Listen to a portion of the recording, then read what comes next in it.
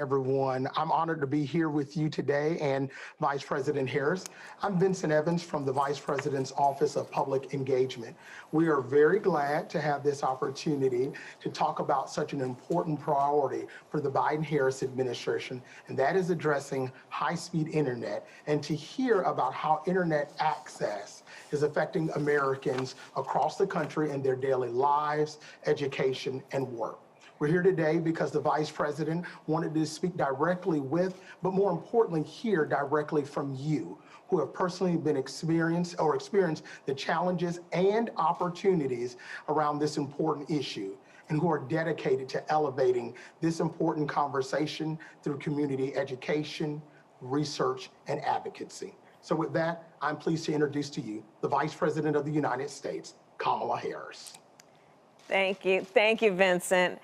Hi, everyone. I'm looking at you on a screen, but I'll look at you here. But I'm really looking forward to our conversation. And I want to thank you all for taking time out of your busy lives to join us for this conversation. It is truly an honor to welcome all of you. As students and parents, tribal leaders and farmers from urban and rural areas, each of you can speak to the need for affordable and accessible high-speed internet. And I want to begin by talking about another era, seemingly a lifetime ago and well before the internet. And it was the dawn of electricity. Now, I think most of us were not born at that time, but let's just think about what dark days they were. When many Americans were left out, they were literally left in the dark, because they didn't have access to electricity, which, of course, is so essential, as we all now know, to almost everything we must do to be productive.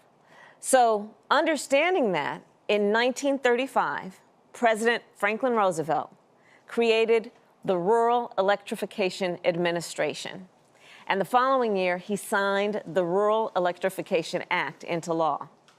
And so what happened was that we decided, and he decided, at the federal level, where we have the best capacity to do work that requires scale across our country, what he did and what they then did was to send crews to rural communities, helping to wire farms and homes with electricity. So literally, government lit up America. Today, I believe we must act again, and act in that way, understanding our capacity and our responsibility to connect America and to allow all Americans to have access to those basic needs that allow them to raise their families, allow them to educate their families, to do their work. And in the 21st century, broadband is critical to all of that, and broadband is critical infrastructure, therefore. Because just think about the pandemic, how families attended to their needs, attending school online, running their businesses online, going to the doctor online, working from home online. And also think about how many could not do any of that and missed out on these critical lifelines because they didn't have access to high-speed internet. And think about it in the context of, as we move forward, where telemedicine, and we're going to talk about that today, will continue to allow Americans who live far away from a doctor or a mental health provider to receive high-quality care. Think about it in terms of the remote work that we now know can happen and will continue to allow companies in the United States to find talent outside of urban centers. You know, I've spent a lot of time in rural America. One of the things that especially the grandparents will talk about are how their children have to leave because there's no work where they live in rural parts of America. And so they have to leave the place they grew up, the place where they want their children to know their grandparents, because they're trying to find work.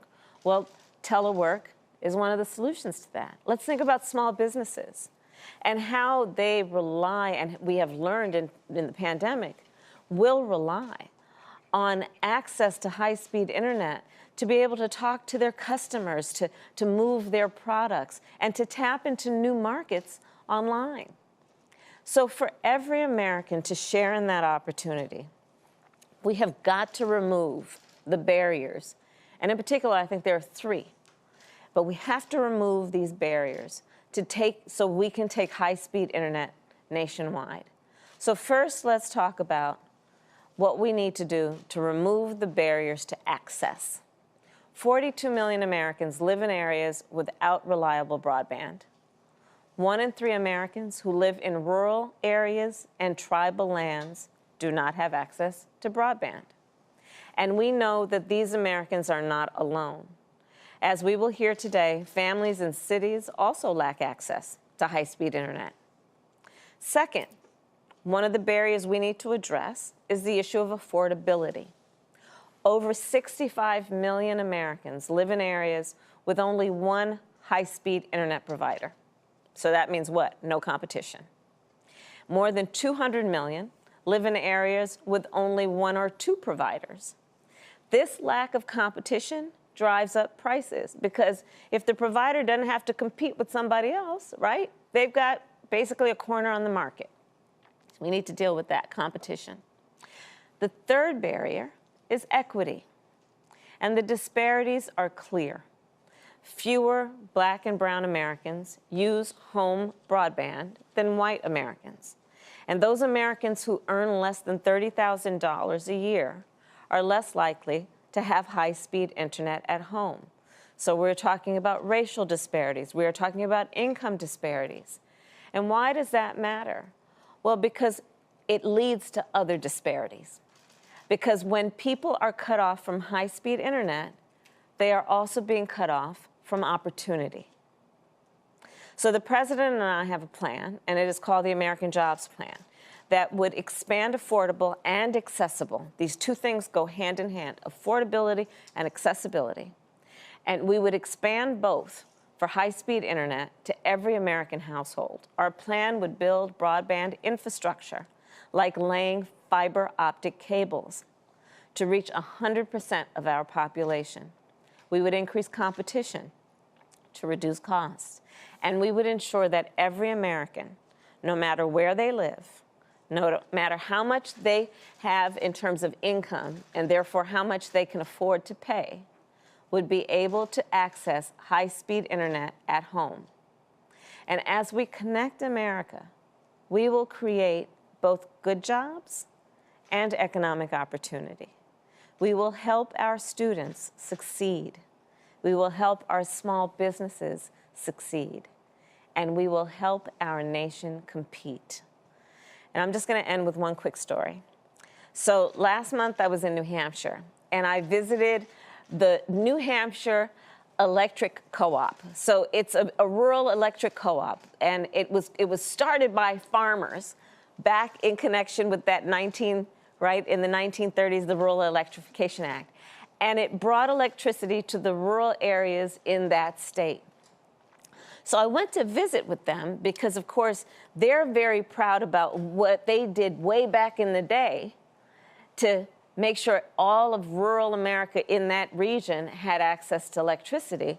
And guess what they're doing now? Fast forward 90 years, and that same co-op, in the midst of COVID, laid 100 miles of broadband lines in just 100 days. So they're almost literally using the foundation that they built on electrification to create access to high-speed internet.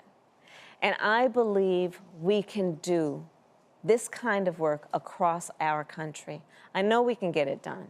And we're going to hear stories from each of you about your ingenuity and how you've been innovative in times of stress, in times of need, and how we can be inspired by your work to see what we are capable of at a nationwide scale. And I'm very proud to lead our administration's effort to get this done, and I look forward to hearing from all of you today. So again, thank you for your time, and let's start our discussion. And Vincent, I'm going to turn it back over to you. Thank you, Madam Vice President. And with that, we will begin our discussion. I'm very pleased to introduce our very first guest, Reverend Joan Ross. Reverend Ross is the Operating Director of the North End Woodward Community Coalition in Detroit, Michigan. Reverend Ross. Thank you. Good afternoon, Vice President Harris, and thank you for inviting me to this conversation today. Good afternoon. North End Woodward Community Coalition is a Detroit-based social justice community development organization working to build power by focusing on equitable systems change. We establish opportunities that improve the quality of life for our community and which create workforce development opportunities, with the goal of community retaining ownership of the projects in North End, Highland Park, and Hamtramck, Michigan. We serve as an anchor organization in the Equitable Internet Initiative, which began in 2016 as a collaborative partnership between the Detroit Community Technology Project and 3 anchor organizations in the community: Boulevard Harambe, Grace in Action, and us. Our goal is to increase internet access in the 3 underserved neighborhoods of Detroit. As you know, Detroit is historically underserved in high-speed internet. Before the pandemic, it was estimated that as many as 40% of Detroiters had no access to broadband. And for many, the only access that they did have was limited cell phone package access. We saw this in our own community during the pandemic. In our service area of Highland Park, Michigan, in the early months of the pandemic, only 100 children were able to access online learning due to lack of access for internet or equipment. We've been working to get families connected through our fixed wireless network, providing what we call Internet in a Box service. Currently, in the 3 communities in Detroit, our network now serves 300 households and 8 nonprofit organizations, and we've erected 7 solar-powered Wi-Fi charging stations. It's been very impactful to see how this has affected families. And if I may, I'd like to share 2 stories with you. One is we have a grandma who has custody of her 6th grader, who, before the pandemic hit, grandma had only a limited data package on her cell phone. And when that ran out, the only option that she had was to sit on a nearby parking lot of a restaurant and access their Wi-Fi hotspot. In September, we knocked on the door and offered them our Internet in a Box. Our other story is about a 94-year-oldster who is legally blind, but before the pandemic, she was very active, able to write and supply stories for a local newsletter. But when the pandemic hit, she was isolated at home. We provided her our Internet in a Box service and spent several hours setting her up and finding apps that could be voice command so that she would have connection. We went beyond that, and in her local church, we were able to connect them to the internet, and for the first time, they were able to broadcast their service. So she got connected again to her church. We also work to increase internet adoption through a digital steward training program, which prepares residents in our neighborhoods to operate, manage, and own their own internet. All of our 18 employees come from the communities they serve and are trained in community organizing and the technology necessary to maintain a network. Thank you. Thank you. Thank you, Reverend Ross. Thank you.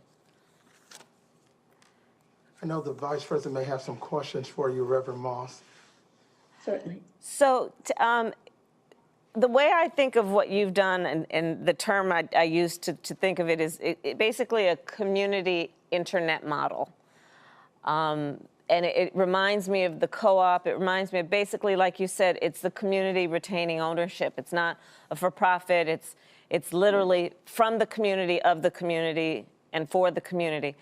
And so one of the things that I think is a very important aspect of that is what you have done to hire from the community and create jobs in the community and train members of the community.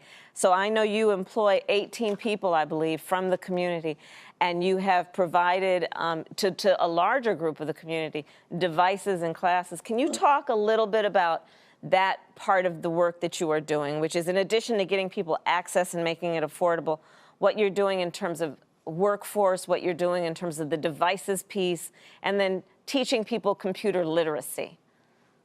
Okay, so the first thing we did in the early months of the pandemic is collect as many donated pieces of equipment as we could find, old computers.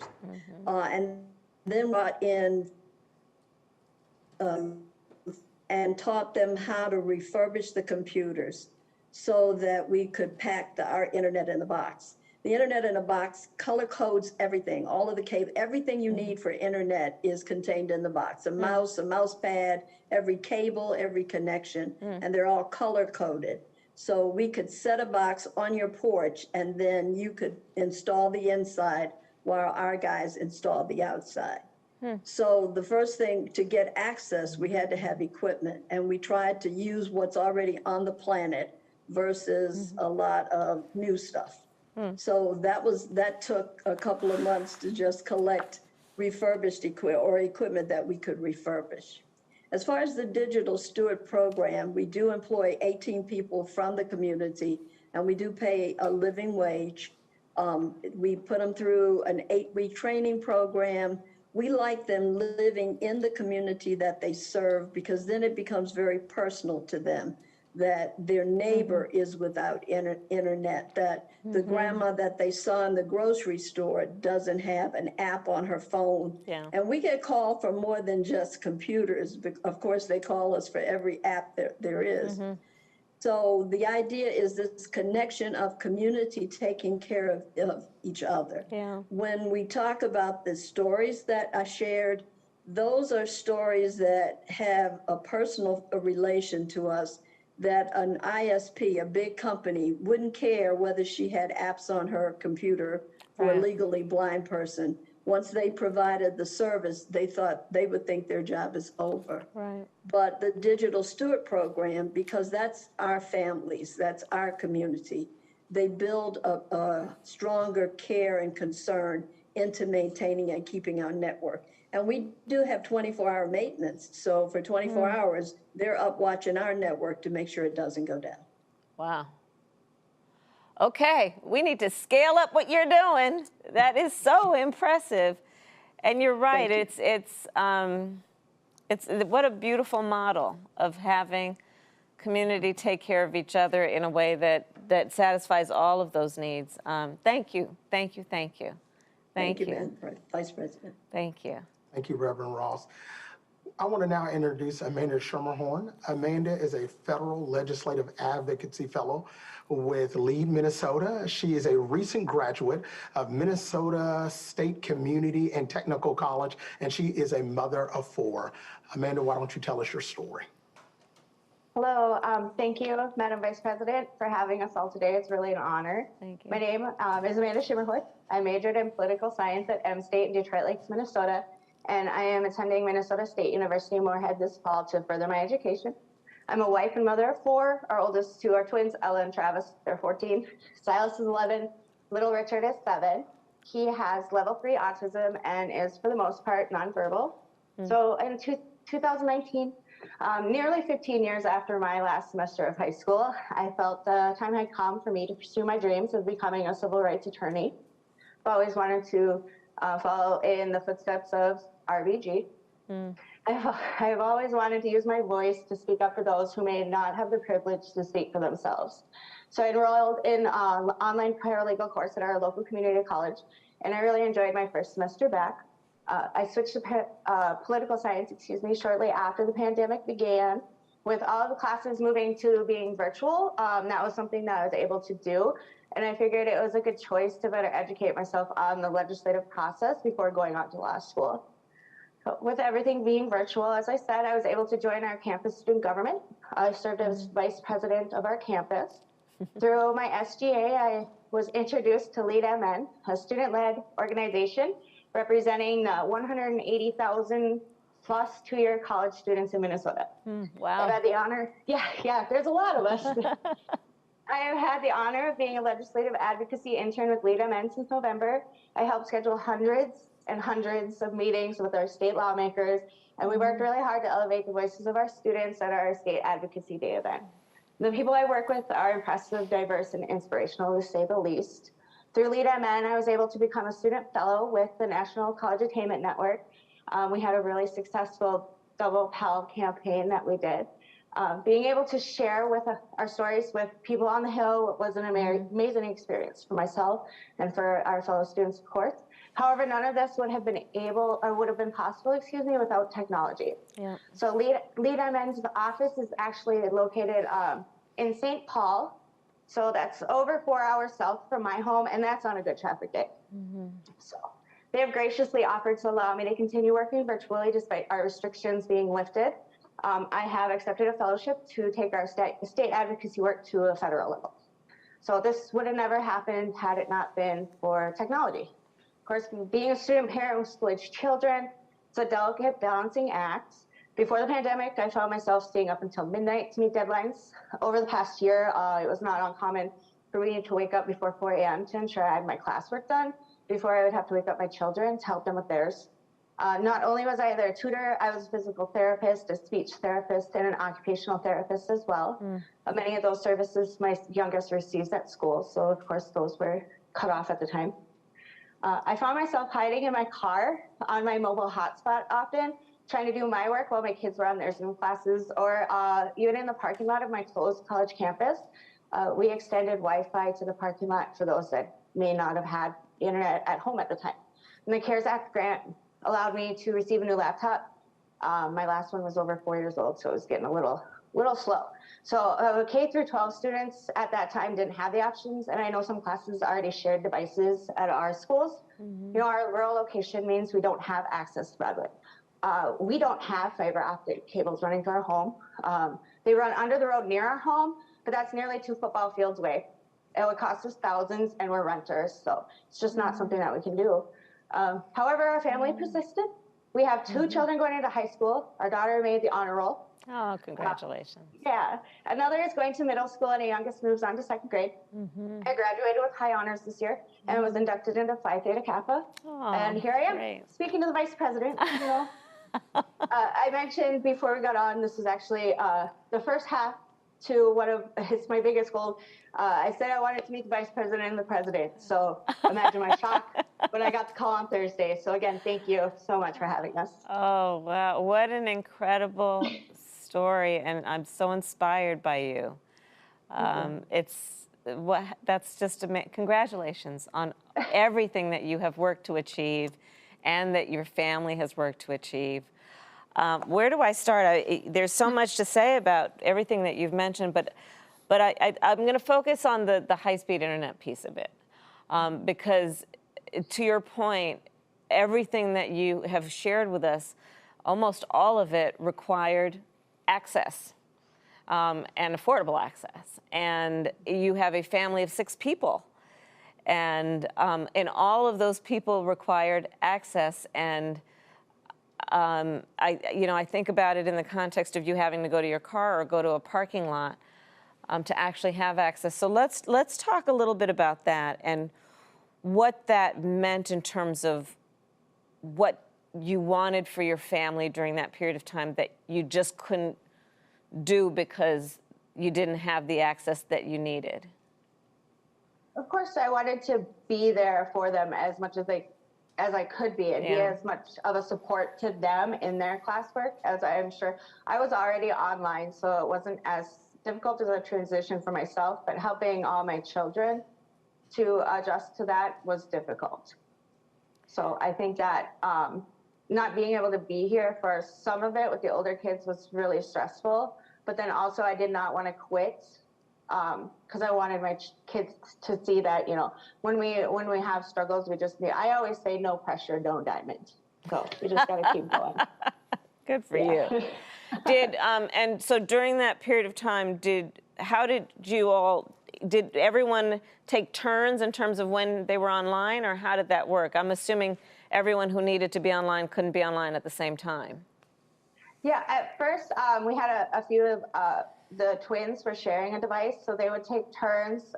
Fortunately, at that point in time, it wasn't as structured. It was more of a, being they were in middle school, it was they could sign on and do their work as needed. But then with the younger kids, it got to be a little more difficult. And then also my youngest Richard, with his autism, he needs a lot of therapy and speech and stuff like that.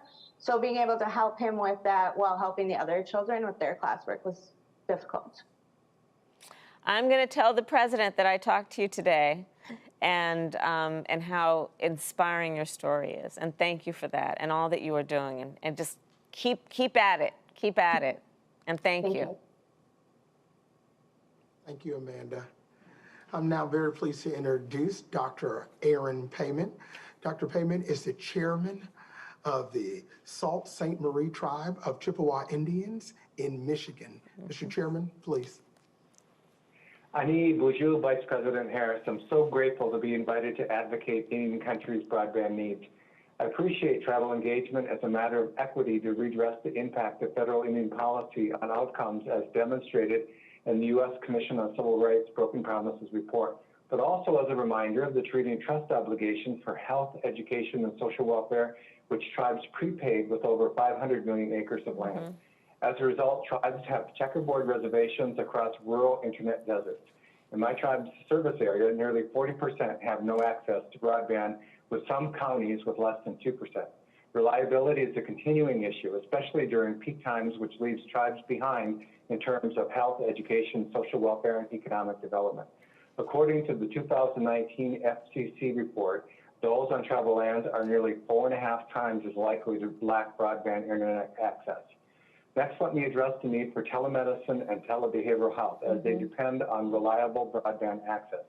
For example, we had a critical need for enhanced telemedicine to support biometric checks for diabetics during the shutdown of our health center. While the pandemic forged new pathways for using technology and providing real-time biofeedback, optimization requires reliable broadband infrastructure. Regarding behavioral health, the need for virtual therapeutic connections became obvious during the pandemic, especially with an enduring opiate crisis. My niece, for example, is flying under the radar with her opiate addiction. Reliable therapeutic access is dependent on reliable internet access. As a high school dropout who went on to earn a doctorate in education, I have to comment regarding education equity. With the digital divide, whole populations of students are disadvantaged.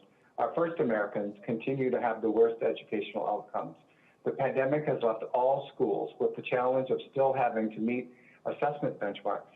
Remedial diagnostics and response to intervention are needed. High-speed internet for supplemental instruction is essential to catch up. Please include these in any infrastructure package discussions or negotiations. And so again, thank you, Vice President, for the honor of presenting to you today, and I hope you have an exciting question. Well, thank you, Chairperson. It's good to see you again. And you know, I cannot reiterate enough the importance of our government-to-government relationship. You talked about the patchwork, and can you just talk a little bit more? I thought what you said about basically reliable, if we don't have reliable access, we can't have reliable services, is essentially what I hear you saying, right? In terms of having access, making sure that it is consistent so that people can get the basic needs, like the needs of your niece, in terms of telemedicine that may be about substance, it may be about mental health, diabetes. Can you talk a little bit about how it has been working for you in terms of the patchwork and what has not happened as a result of that? Like what do we need to fix?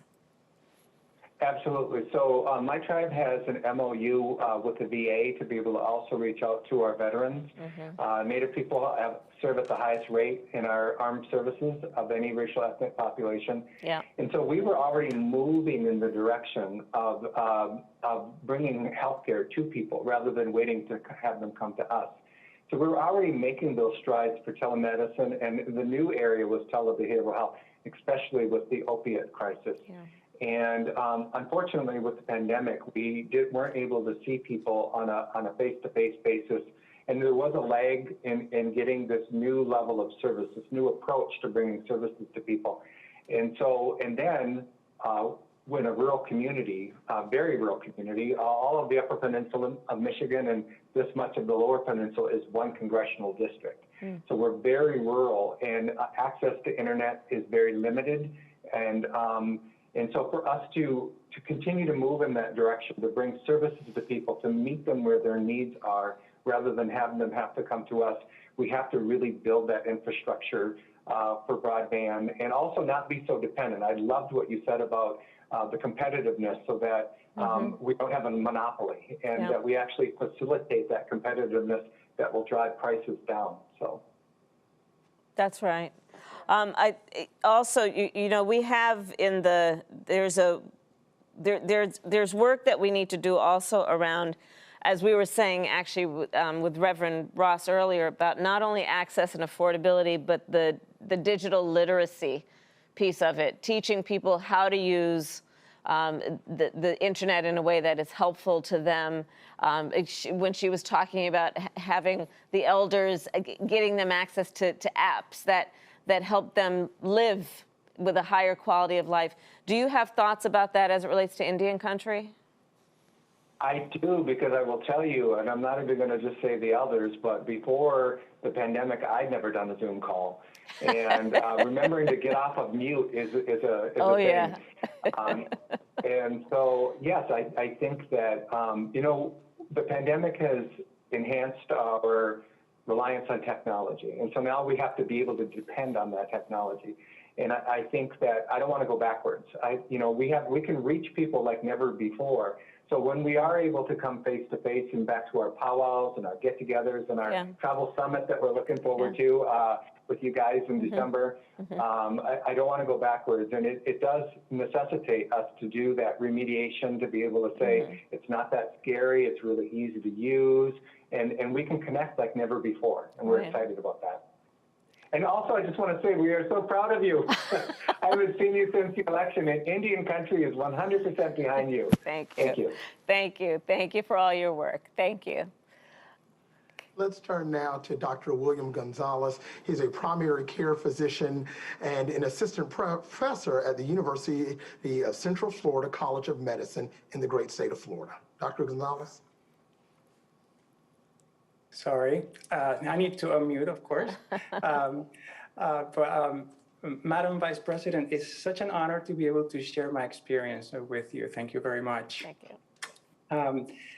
There's so much I want to say. You know, last year was tremendous, but I want to start by saying that as our country, healthcare services go virtual via telemedicine, those individuals and those communities that lack access to adequate broadband infrastructure and adequate internet connection will continue to suffer discrimination because of the digital divide, as we saw last year.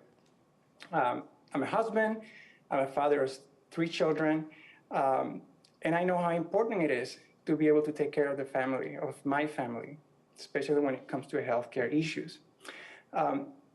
Professionally, I'm a board-certified family medicine physician, and I practice primary care via telemedicine, which is the delivery of healthcare services remotely via information and communication technologies. Very telling, the COVID-19 public health emergency last year demonstrated the importance of telemedicine and telehealth to our healthcare system. In the Journal of Health Affairs, an article showed that up to 30.1% of all healthcare visits last year, especially during January to June, 30.1% of all visits were completed via telemedicine. And the CDC says that this was a 154% increase in all telehealth and telemedicine visits as compared to the same period in 2019. That's significant. You know, it worked. People needed it. Sick Americans were able to access healthcare because of telemedicine. And you know, telehealth and telemedicine is important because it increases access to healthcare services, especially to rural and underserved regions of this country. They're really needed for the same reasons you mentioned. You know, physician maldistribution. You know, most physicians, including myself, practice in urban centers. So rural areas, underserved communities lack local healthcare providers. So telemedicine helps to bring virtually these professionals. However, there are many barriers to the success of telehealth and telemedicine, including interstate medical licensing. That's a big problem. Reimbursement for telehealth services. And last but not least, and I think most importantly, is the issue at hand, is access to broadband infrastructure and access to high-speed internet. If we don't have a good internet connection, we can't have good healthcare services via telehealth. Let me tell you, I live in Orlando, Florida, but you might be surprised, all of my patients, all of my clients live in Missouri. I've been practicing telehealth since 2016, exclusively via telehealth, and I've been seeing patients in different states such as Texas, Michigan, Pennsylvania, Indiana, Florida, obviously, and now Missouri. It's no secret that lack of broadband infrastructure and lack of access to high-speed internet is a problem in the state of Missouri.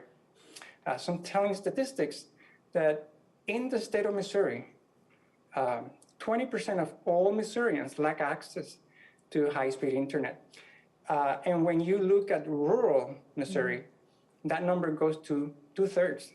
A little bit over 2/3 of the population in rural Missouri lack access to high-speed internet.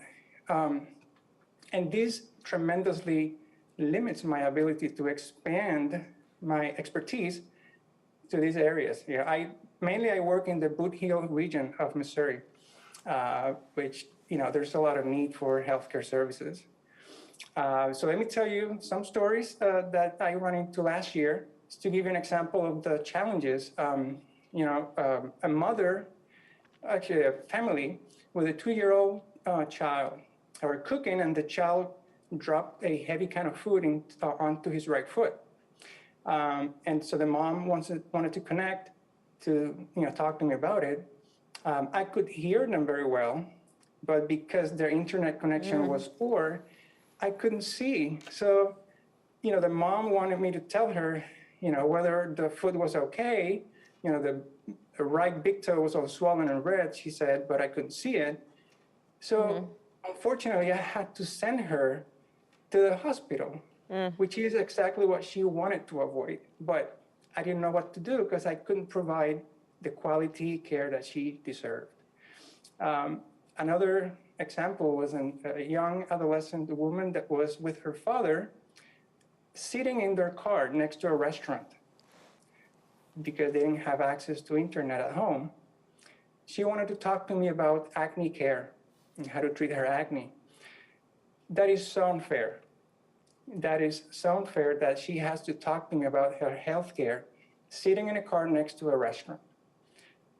There's no need for that. Madam Vice President, the lack of broadband infrastructure and the lack of access to high-speed internet is important for the realization and for the delivery of quality healthcare via telemedicine. And addressing this issue is an important issue for all Americans. Thank you very much for listening to my stories. Thank you, Dr. Gonzalez. And these stories are great to hear. I will share these stories as examples of the point. Can you explain a bit about the use of telemedicine as it relates to mental health treatment compared to the use of telemedicine for physical health treatment?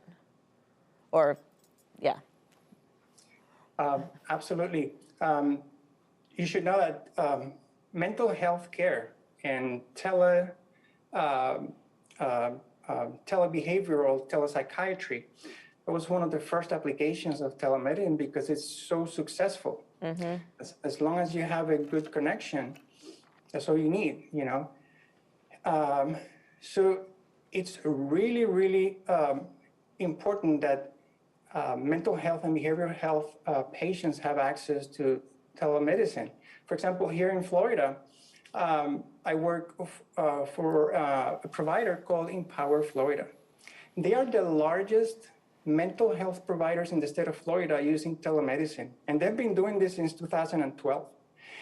And the beauty of this is that all of our patients in Empower, Florida, they keep their own psychiatry. It doesn't matter if they're in Miami or if they're in Tallahassee or if they move to Jacksonville or Orlando. They keep their doctor because location doesn't matter, geography doesn't matter. That's the beauty of telemedicine, especially for mental health patients. And now when it comes to physical medicine, the things are a little bit different because now, for example, if I'm going to treat someone who has high blood pressure or has heart disease or has diabetes, more than a conversation, I also need to know things like, how's your heart doing? Can I hear your heart? Can I listen to your heart? Can I listen to your lungs? Can I, if a child has a fever and an ear pain, can I look into your ears and see if there's an ear infection? I can do that via telemedicine, and I do it every single day, but I need to have a reliable connection because if not, the technology doesn't work and I will not be able to do the assessment that I need. So the technology exists when you have high-speed internet to hear someone's heartbeat? How does that work? Very simple. So the same stethoscope that I use in the office, and I place on my client's chest to listen to the heart and their lungs. Those same stethoscopes come now in a digital version, which can be connected via Bluetooth or directly via USB to any computer. And that sound can be transmitted digitally over the internet to a doctor, across the country. And it's as good as in terms of the sound and the quality. And then back to mental health, one last question. I'm under the understanding and belief that people are more likely to seek mental health treatment if they don't have to physically go to a therapist or a psychologist or a psychiatrist's office. Does evidence support that belief? Yes, absolutely. So many articles and reviews have been done specifically on that issue. Mm-hmm. Much of mental health in this country has to do with stress, anxiety, and trauma. Yeah. And many of these patients that suffer from these illnesses, they feel safe at home. Yeah. They feel safe within their environment. So when they're forced to leave and go to places and meet new people and retell their story or relive those experiences or traumas that they had, they choose not to. They say, I'm just going to avoid that. But there is something about being at home or being in your safe, comfortable space, and then just clicking your mouse or clicking your computer and just meeting someone, across the state or across the country and talk to them about your issues while you're at the safety of your home. So absolutely, most reviews and studies done about this show exactly that mental health and behavioral health patients are more likely to follow up and continue healthcare if the services are able to be provided via telemedicine. Thank you, Dr. Gonzalez. Thank you very much. My pleasure. Thank you. We now turn to Kimberly Vasquez. Kimberly is a high school senior at Baltimore City College, and she is one of the lead organizers for a student-led organization called Students Organizing a Multicultural and Open Society. Somos. Yes. I read about your work. Hi. Oh, that's so amazing. Well, good afternoon. Thank you for this opportunity to speak with you. As Mr. Evans said, I am Kimberly Vasquez. I use she, her pronouns. And SOMOS is made up of most hardworking immigrants and children of immigrants. And personally, as a student who heavily relies on Comcast Internet Essentials program, which is a $995 plan for low-income families, it's a constant battle for me and my younger sisters to enter and stay connected to our classes. Like this call right now and so many others, I depend on my phone and cellular data so that my sisters and I can have faster speeds and get kicked off of our classes less. Many mornings throughout this pandemic, my family and I had to decide who got priority to use the internet. Was it going to be me and my sister's education, or was it going to be my parents' work that puts food on the table? And I hope this gives you perspective on a day in the life of students across the country and the importance of adopting functional high-speed internet. But when it comes to closing the digital divide, adoption is often overlooked. You could have an exceptional program like the emergency broadband benefit, but if people aren't using it or know how to, or even know it exists, it essentially becomes useless. In Baltimore, we the youth have taken the lead in digital equity. And first, we won $3 million in city funding for computers and hotspots for students. Then we successfully pushed Comcast to double their internet essential speeds for low-income customers. Now, alongside a coalition of advocates, we're encouraging Baltimore officials to invest $1 million from the American Rescue Plan towards creating a sustainable youth jobs program of digital navigators. This program would connect youth to technology and further develop their digital literacy skills. Just as my peers already help their families, they would guide residents of all ages on how to effectively adopt technology and internet benefits. This would bring youth voice to the table and provide a pathway for marginalized students to high-quality jobs. Madam Vice President, you've talked about how important school busing was when you were a student.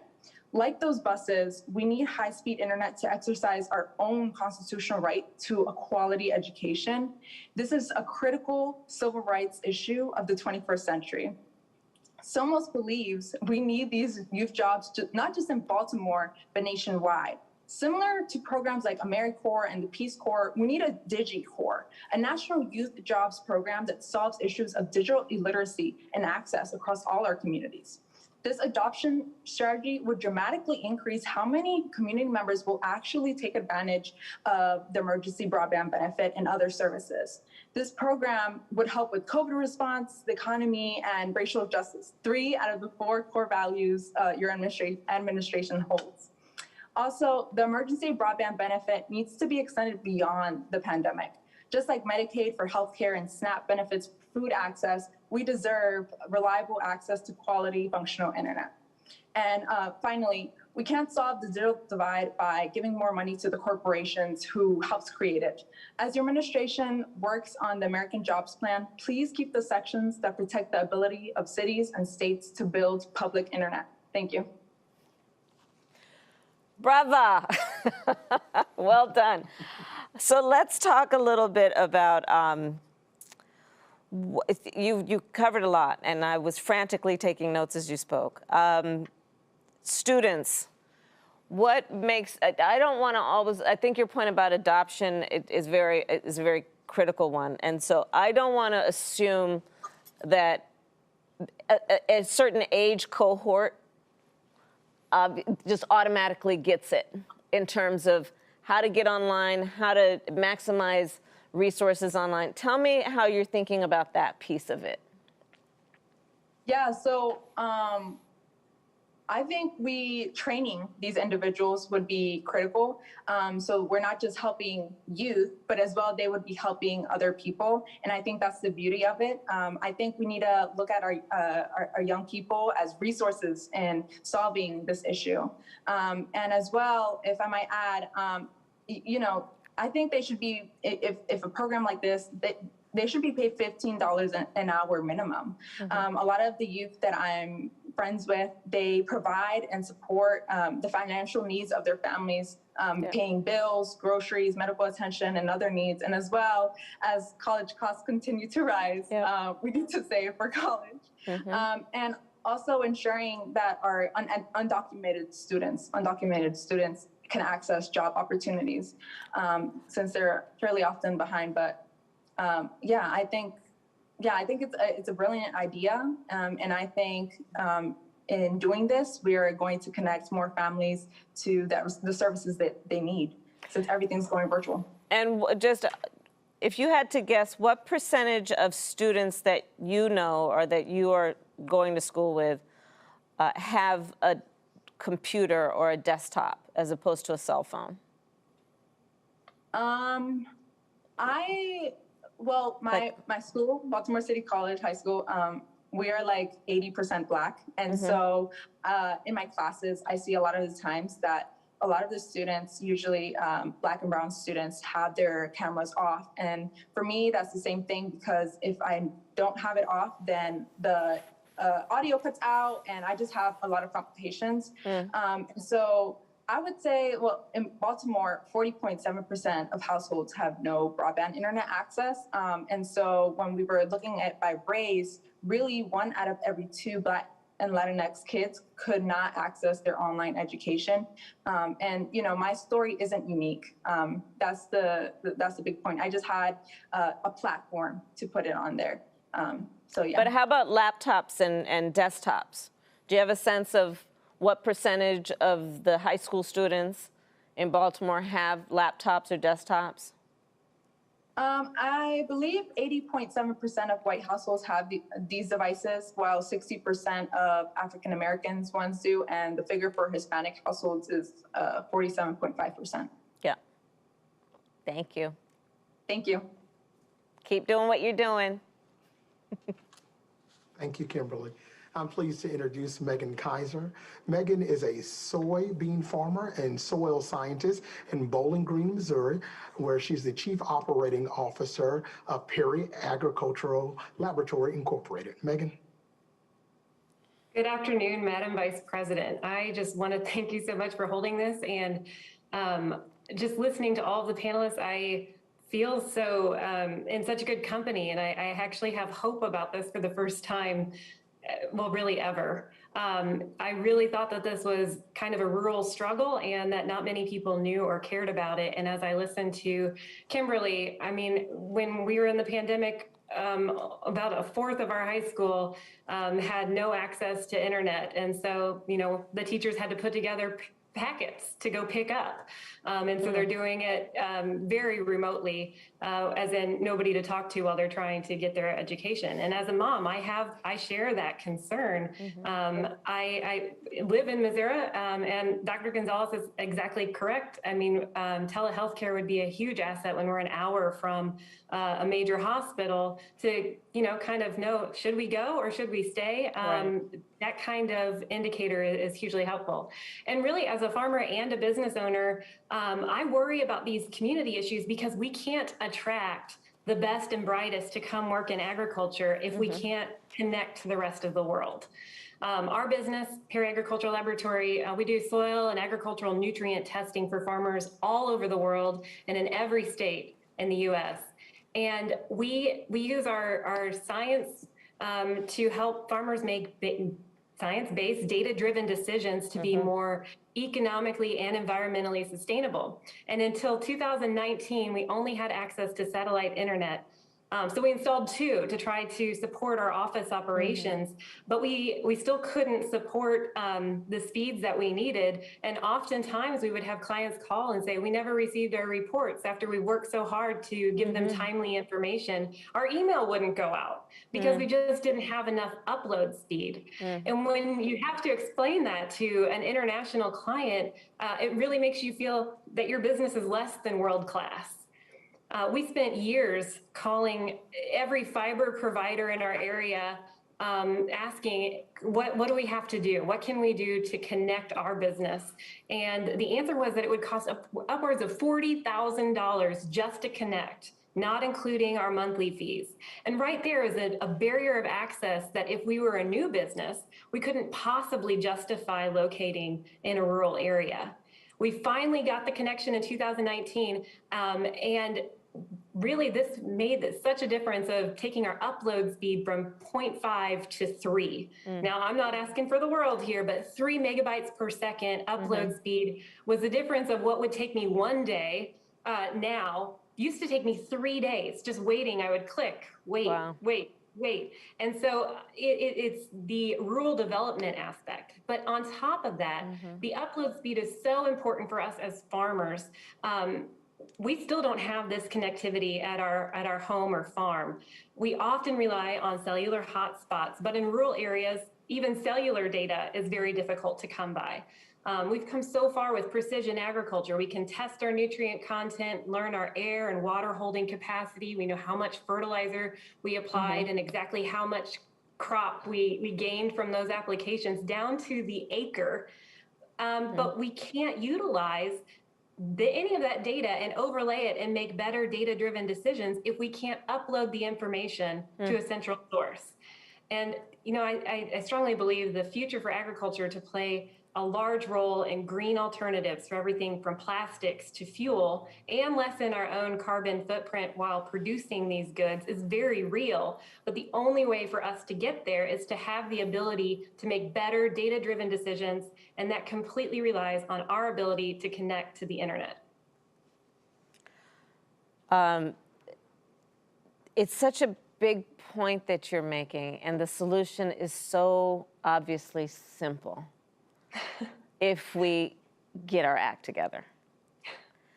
Really, you know, the scientists, the farmers, you guys are doing the hard work of coming up with all of these innovative practices, right? Around figuring out, you know, water and how much and when, and predicting and projecting and doing it in a way that is just smart and efficient and effective. And you can't even upload the information to do anything with it. And so the solution is so simple and in that way profound. And I wonder if you can just share a bit about what it has meant to rural farmers in terms of their ability to stay in business, their productivity, without access to high-speed internet. What does it mean? What does it mean to them and to their livelihood and to, you know, to the American farmer? What does this mean? Well, my dad always said, if you can't measure it, you can't manage it. If you don't know what you're working with, we have tight margins. You know, we are, in large case, a commodity business in all of agriculture. Really. And if we can't look at down to the T of exactly what we're putting in, what we're getting out, we can't survive. We can't be financially sustainable. But now we're looking at it in an even greater role in that the more that we are able to do with less, we're feeding people, we're clothing people, we're fueling people, and we're replacing products that are not as sustainable. You know, with the soybean oil that comes from my farm, I can make biodiesel, I can make plastics. These are things that are better for the earth. Yeah.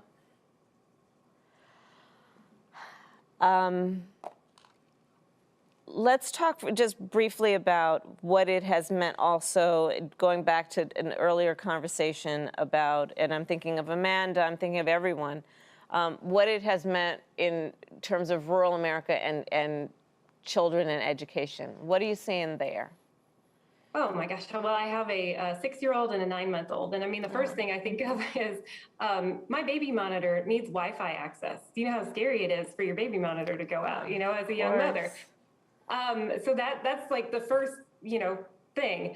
My son, the idea that we can access classes or teachers or specialties in education or healthcare or just arts even with a connection to the internet, it just makes literally the world his oyster.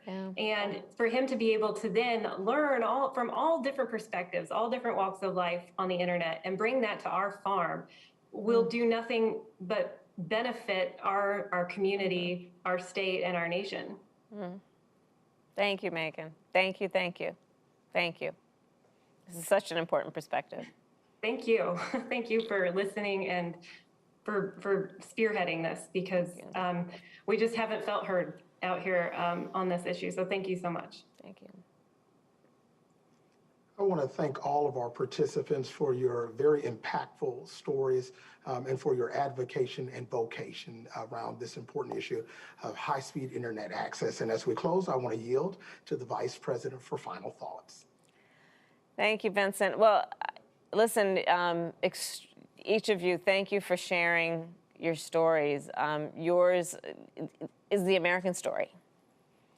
And while we have so much to be proud of, there's still a lot of work we have to do. I'm going to talk about you guys, not behind your back, but I'm going to be talking about you and what you've shared today, because I think it's really important to help people understand how fundamental this is. It's just basic stuff. And, you know, let's take away the kind of grand gestures about it. Let's just realize that, you know, in the 21st century, to do the work that needs to be done, to take care of a community, to raise a family, to bring health care, mental health care, to grow things on a farm, American industry, to think about who's been left out or left behind and make sure that they're connected. It's all of this. It's all of this, and it's very basic. And I do believe this is very doable. And so, you know, I'm in D.C. right now, and this is going to be a conversation that I'm going to continue to have with the folks here and around the country, and it's going to be about telling your stories and then getting something done, because it really is pretty basic and it really is pretty simple. We just need to get it done. Like, we know what we need to get done. We need to connect people. We need to do what they did in the 1930s with the electrification plan. It's been done before. We can do it again. And it is imperative that we do. To the well-being of all people in our communities and in our country, and for the sake of what we need to do to compete in a world market. And just what is, you know, I appreciate also Kimberly's point. This is also a civil rights issue, and it is about equity and fairness. So I thank you all very much for your time. I look forward to staying in touch. And Vincent, thank you for moderating us today. Thank you. Thank you, Madam Vice President. Thank you, everyone. Thank you.